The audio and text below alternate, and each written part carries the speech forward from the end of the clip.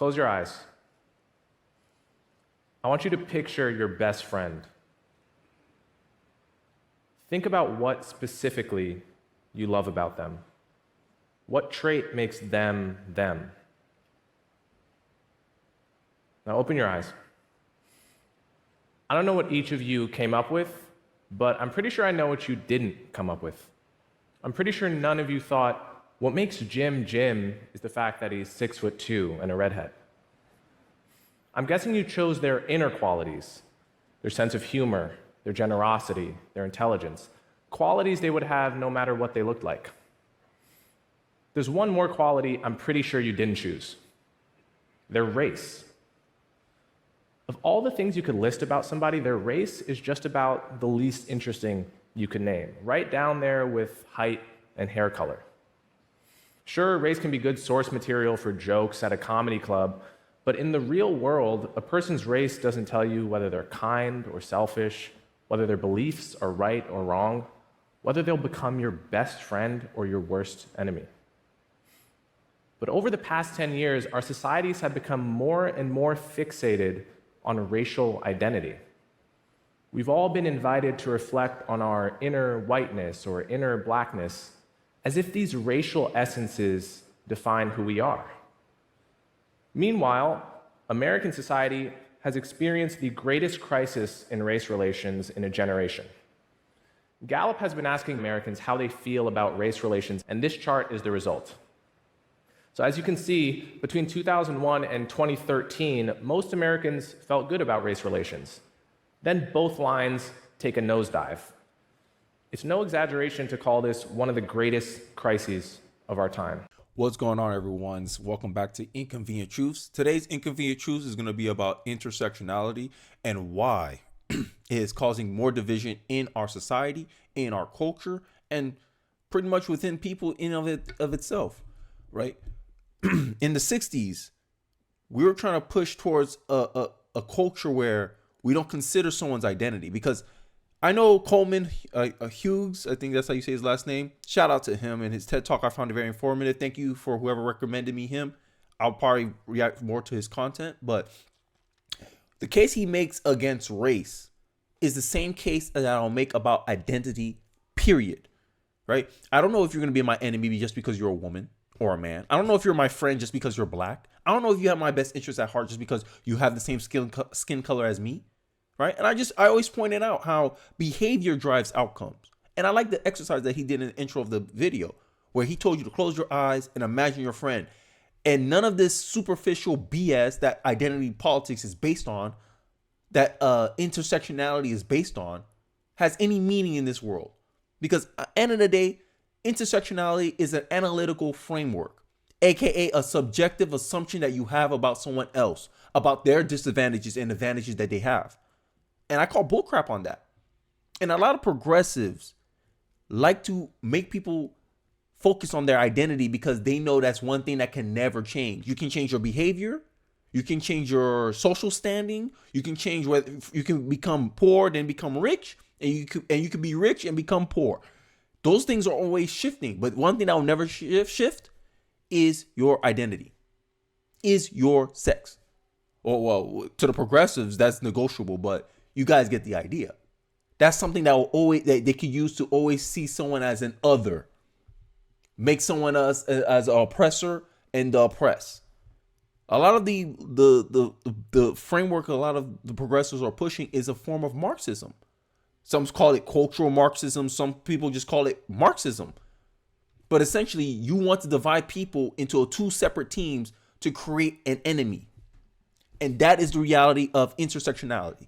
But hey, I digress. Let's get into this next clip where I go back to my guy, Bob Woodson, and how him and Malcolm X and Martin Luther King highlights how essentially intersectionality is just another game of political football. Let's take a look. You met him face to face. Oh, yeah. And what was it like when you met Dr. King? Just a wonderful experience. He was the one who said that we must reach down into the deep, dark regions of our soul and sign and ink our own Emancipation Proclamation. Malcolm X said the same thing. He said, our destiny is never determined by what an oppressor does or does not do. He said, our destiny is determined by what we do. Frederick Douglass said the same thing. But those messages are being spun today. They're not, these are two heroes to two different sects of the African American community sometimes, and some the same. But it's spun in a different way, where it's still coming more from the victimhood mentality. It's coming more from the entitled mentality, not coming from the fact that we can stand up and do something about it. I want to play this clip to you by Malcolm X. It's just audio. The video isn't out there. It's just purely audio. And I want to get your thoughts on this. Go ahead and play this.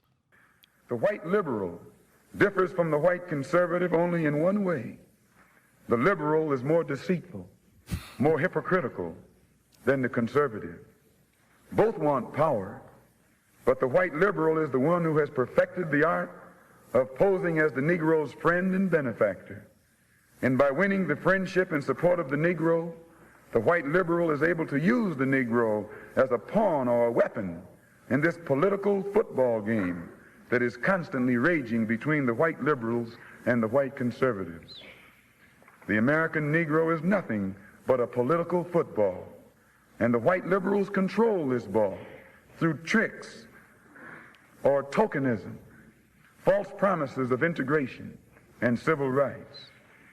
In this game of deceiving and using the American Negro, the white liberals have complete cooperation of the Negro civil rights leader, who sell our people out for a few crumbs of token recognition, token gains, token progress.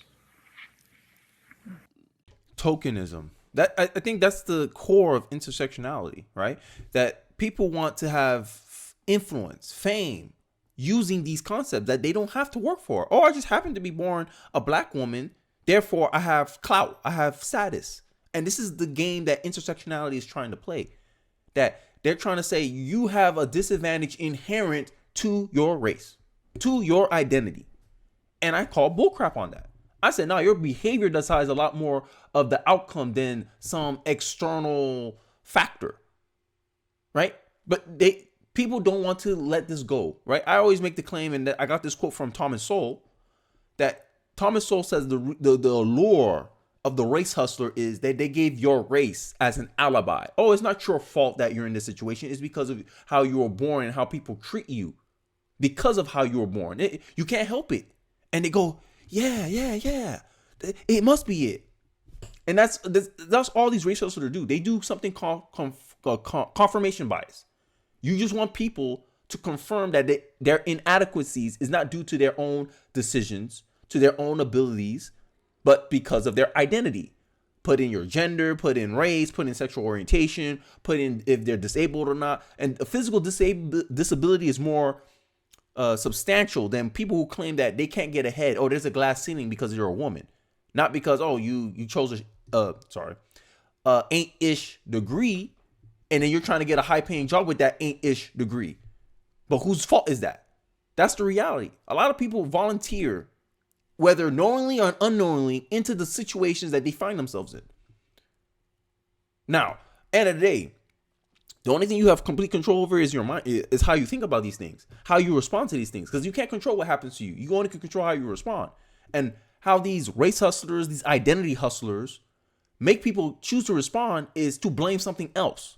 Not see, hey, how can I make the situation less worse? Because they don't want to solve a problem. They want to push it out there because they gain some type of gain from it. They gain something from it. Whether from a societal perspective, a status perspective, an economics perspective, they gain something from this. And this is why I'm so floored with black liberals sometimes, or people who push identity politics, and they get mad that I don't see race. I try to live it to this ideal of color blindness, identity blindness. Is that they can't understand it. Like, why you don't want to be a victim? Don't you see all the advantages? Because I think long term, and they don't. Imagine 40 years from now, right? And this is where Malcolm X he called the white liberal or liberals, black too, right in the nail right in the head, because this is Al Sharpton. He just described Al Sharpton. Replay this video again. Look that part where Malcolm X was talking. Think of Al Sharpton and see that don't fit Al Sharpton to a T. When a black man get killed, where he at? He right there getting people riled up, getting them shouting about Black Lives Matter. Democrat presidents come to see him For what reason? Hey, you make your decisions for yourself. Let's get into this next clip where this is a Dr. Phil clip where this is kind of personify intersectionality, this conversation here. And I'll give my thoughts at the end of this clip. Let's take a look. White privilege does not mean that your life is not hard. Nobody is saying that your life Why do is you not keep hard. saying white privilege? Because I'm not the one who called the police. Can I'm I not. finish? Sure. Go ahead. It means that your life is not hard because of your skin color. So if Regina and I acted the way you did, we would have been arrested or worse. When Yeah. Black and brown people act in those ways, it's arrested or worse. But the definition up there said a Karen. A Karen calls the police to police people's behavior. And when actually it was a Black woman who was calling the police on a white woman policing my behavior. Well, because they asked you to leave the store and you didn't Yeah, leave. but we got distracted because I was being berated by these two individuals. Can I ask you something? Yes, ma'am. Because you flinched when I said white privilege. Do you not understand what white privilege is? No, I don't. Okay. Because I could tell you my situation right now. My husband left me penniless, raising 3 children. I don't have it good at all. I make self-sacrifices, don't get my hair done, don't get my nails done. Thank you, Dr. Phil Show. There's all kinds of sacrifices that I make, and I don't use white privilege. What I try to use is communication to communicate with somebody. And if you have a subordinate who cannot answer a question, then I'm going to ask for a manager who can answer it. And there's nothing wrong with that. And it should not Here's be what dubbed I would as a like to Karen. say to you. You know, if you're born and raised in America, okay, I am a 72-year-old Black woman, and I am moderately biased, according to the Harvard bias thing online, towards white children. And the reason is, I grew up in America, there's no way that I can be biased towards white children and not have come out of that sausage factory that we all come out of, called public education. This is America. This is who we are. Yeah, and I want to add, just so I'm not throwing stones at all. I have non-Black privilege. Okay, I don't have white skin and I don't have Black skin. I have brown skin. So I have privilege because I'm not Black. Okay, in the hierarchy of America, you've got white at the top, you got Black at the bottom, and you got everyone in between. I want to focus on her last point when she was making the argument about you got white men at the top and everyone, Black people at the bottom, everything in between. I call cap on that. That's a lie. I already told you guys, look, Asian people, they running it in this country, bro. So if this country is centered around the white people at the top, how you can explain that Asian people have better credit than white people? They get denied loans less than white people, or at least there's some type of statistical parity there. Asian people on average make way more money than white people. So if it's a system built on intersectionality, if you're taking the assumptions that intersectionality puts in your head, that based on your identities or based on your combination of identities, you'll be at the top. A straight white male is at the top. Explain how the Asians are at the top. Explain how they make more money than most white people on average. Explain why they're more educated, how they get into Harvard at disproportional rates than other groups of people, that to the point where affirmative action now discriminates against white and Asian people. It counters her last point where she talked about how you not face when she told the white lady, you will not face any problems because of your skin color. Well, affirmative action causes problems for white people based on their skin color. This tells you these people don't know what they're talking about, bro. They just here to make money. They just here to use tokenism. And don't that older black lady look like a token? But people on my comment section, these black progressives, these fake pro-blacks on my comment section will come here and tell me I'm a token. Oh, you token for the white man. You token for the Indian woman. You token for everyone else. Because everyone use you as the, oh, you the biggest victim. You're the underdog. They use you for their own means and their own ends. But you don't call that tokenism out. When the left tokenized black people, it's fine. When they put Hakeem Jeffries as the minority speaker leader, after people don't see that as tokenism. But God forbid they put Brian Donalds as Speaker of the House for the Republican Party, the left will come out and call it tokenism. Hypocrisy. And this validates Malcolm X's point about the white liberal. They're the biggest hypocrites. You talk about you want to end racism. You don't run racism. You don't want people defined by their identity. This is the claim that intersectionality is supposed to fix. But in the same token, you use intersectionality as a measure of who gets a privilege and who don't. Black people have privilege according to affirmative action.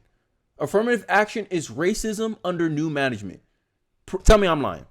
Like this video if you understand what I'm talking about. Affirmative action is racism under new management. Instead of discriminating against black people at the bottom of this hierarchy, if I use intersectionality, affirmative action discriminate against other people because they happen to be part of the intersectionality's framework of perceived privilege.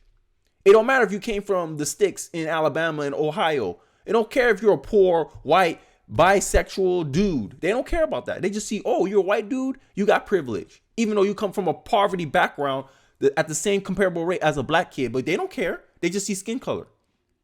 And this is the problem with intersectionality. Because if I walk into a room, intersectionality will assume that I have a less privilege than someone else in the room because of their skin color. Doesn't that sound like racism? Doesn't that sound like discrimination? But intersectionality is supposed to fix that. And that's the inconvenient truth about intersectionality. It merely is a different standard of prejudice. That's the inconvenient truth about intersectionality. I want to end off this video with this clip from Coleman Hughes, and I believe this solution that this ideal that I strive for personally, but I want to apply it to identity. Color blindness, let's have identity blindness. Let's not try to judge people based on their identity. Let's not have some preconceived notions about them based on their identity. Let's take a look at this clip, and then I'll give my final thoughts at the end of it. Let's take a look. So today I'm going to offer an old idea, but it's an idea that's been widely misunderstood. You've probably heard it before. It's called color blindness. What do I mean by color blindness? After all, we all see race. We can't help it. And what's more, race can influence how we're treated and how we treat other people. So in that sense, nobody is truly colorblind. But to interpret the word colorblind so literally is to misunderstand it. Colorblind is a word like warm-hearted. It uses a physical metaphor to capture an abstract idea. To call someone warm-hearted isn't to talk about the temperature of their heart, but about the kindness of their soul. And similarly, to advocate for colorblindness is not to pretend you don't notice race. It's to support a principle that we should try our best to treat people without regard to race, both in our personal lives and in our public policy. And that should be the ideal. We shouldn't be trying to create no standard of reverse discrimination. That's just discrimination. An eye for an eye makes the world blind, right? And here's a story. I'm gonna give a little story. This is me trying to try out storytelling, and then I'll end off this video of Inconvenient Truth. Here's the inconvenient truth about intersectionality. Let's say 40 years from now, we continue discriminating for black people instead of against black people. And eventually there's going to come a tipping point where everyone's going to say, you got black privilege. And your grandkids can't deny that. They're going to look at how you're on the school. You're on the school because of your color of your skin, not because of your actions and behaviors. I'm a white person. I'm a white person and or Asian person. I perform better at this test than you do. Yet I lose a spot because you happen to be a black person and they want more of you in the school. And guess what? That same race hustler, I forgot her name already, she's going to be joining the white people and the Asian people. They're like, look how the system discriminated against Asians and white people. And then your old butt, you're going to be like, yo, what you doing? You switching up the game. And then she's going to say reverse discrimination. Reverse discrimination cures past discrimination, right? Current discrimination cures past discrimination. And for 40 years, the system has been working for black people. And now it's time to help the less privileged white person. Did you know statistically that most poor people are white, but we focus so much on black people? Why is that? Watch, they're going to switch up on you. You keep playing this game. Keep playing this game because at the end of the day, they're only in it for themselves. This is what Malcolm X is talking about, bro. You're just a pawn to a game because they feed their families with this prejudice. And then once they get you down in this hole, next you know, when they reverse it back on you, they're going to be like, well, when we was doing it for you, you didn't complain. Now you're complaining now that we're working. You must do what's best interest of people outside of your group. Altruism. This is altruism all over again. And that's the inconvenient truth about intersectionality, that it only breeds more prejudice. It only breeds more discrimination. And the only thing it guarantees is that it doesn't fix discrimination. It guarantees that discrimination will continually be a problem in perpetuity. That's the inconvenient truth about intersectionality. Let me know your thoughts in the comment section. I hope you guys like my breakdown. I would like to hear your thoughts in the comment section. Don't forget to like, comment, subscribe. I really do appreciate you guys for watching to the end of the video, and I'll catch you guys on the next Inconvenient Truths. Peace.